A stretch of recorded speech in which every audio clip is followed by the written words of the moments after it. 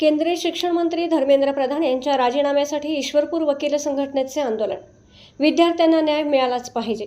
देशभरातील विद्यार्थ्यांच्या विविध प्रश्नांबाबत केंद्र सरकारच्या भूमिकेचा निषेध करत तसेच केंद्रीय शिक्षण मंत्री धर्मेंद्र प्रधान यांनी नैतिक जबाबदारी स्वीकारून राजीनामा द्यावा या मागणीसाठी ईश्वरपूर वकील संघटनेच्या सदस्यांनी शुक्रवारी तहसील कार्यालय परिसरात जोरदार आंदोलन केले. यावेळी वाळवा तहसीलदार यांना मागण्यांचे निवेदन वकील संघटनेचे अध्यक्ष ॲडव्होकेट सुप्रिया पाटील यांनी दिले. विद्यार्थ्यांच्या भवितव्याशी संबंधित प्रश्नांकडे सातत्याने दुर्लक्ष होत असल्याचा आरोप करत आंदोलनकर्त्यांनी केंद्र सरकारच्या धोरणांचा निषेध व्यक्त केला. स्पर्धा परीक्षा, प्रवेश प्रक्रिया आणि शैक्षणिक व्यवस्थेतील त्रुटींमुळे लाखो विद्यार्थ्यांचे शैक्षणिक नुकसान होत असल्याने विद्यार्थ्यांना तातडीने न्याय मिळावा.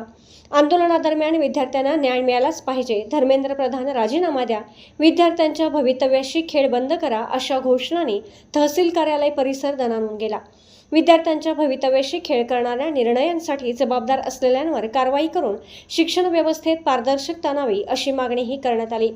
ईश्वरपूर वकील संघटनेच्या वतीने वाळवा तहसीलदार यांना सादर केलेल्या निवेदनात विद्यार्थ्यांच्या न्याय मागण्यांचा गांभीर्याने विचार करून त्या केंद्र शासनापर्यंत तातडीने पोहोचवाव्यात.